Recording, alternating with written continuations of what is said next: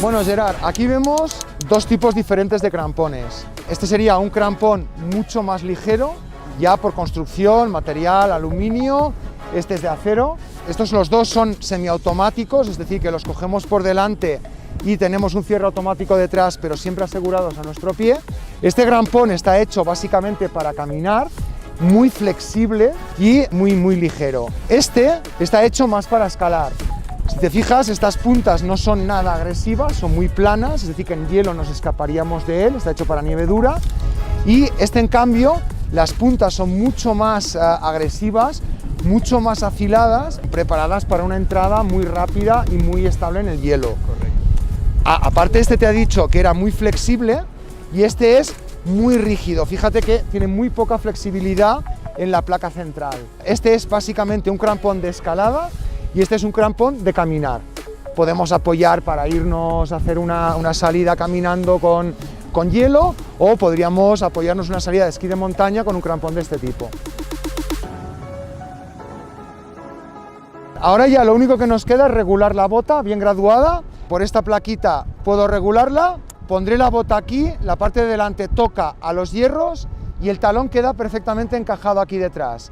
Cuando esto sucede, cuando tú pongas esto en la talonera, hará clac. Y eso querrá decir que está bien ajustado. ¿Vale? Para ti.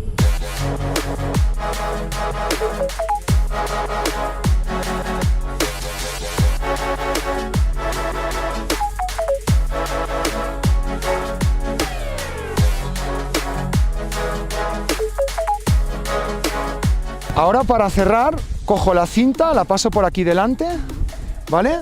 Y voy a cerrar esto de aquí. Es muy importante que las hebillas estén por fuera para que no nos enganchemos, nunca la hebilla por dentro. Y ahora, por en medio de las dos. Y antes de apretar del todo, reenvío de nuevo adentro para que me sea muy fácil, en caso de que se me congele la hebilla, poder liberar. Regulo que no haya mucho sobrante y este de aquí lo único que tengo que hacer es hacerle un nudo de este tipo y lo tenemos ordenado. Muy importante por fuera, nunca en esta parte de aquí. Es muy importante en laderas de nieve que utilicemos todas las puntas planas, las que están debajo de nuestra suela. Vamos a olvidarnos de que tenemos puntas frontales. Entonces, el caminar siempre es con todo el crampón plano en el suelo, con todas las puntas clavadas en la nieve dura o en el hielo. Esto es importantísimo. Para ello, tiene que haber una flexión del tobillo, de la rodilla y de la cadera. Y mi centro de gravedad tiene que estar en medio de las dos piernas. Siempre que me desequilibro, las puntas dejan de tocar a la nieve.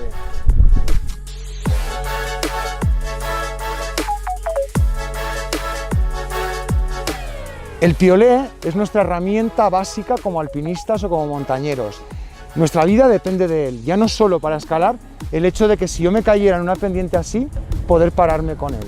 Entonces es importante saber utilizarlo. Esta parte de aquí arriba, Gerard, la llamamos la montaña o la ladera, y esta de aquí abajo el valle. Entonces el piolé siempre lo tengo que tener en el lado de la montaña, porque es donde la nieve está más cercana, donde yo tengo el punto de apoyo y en caso de caída, enseguida estoy en posición de detención.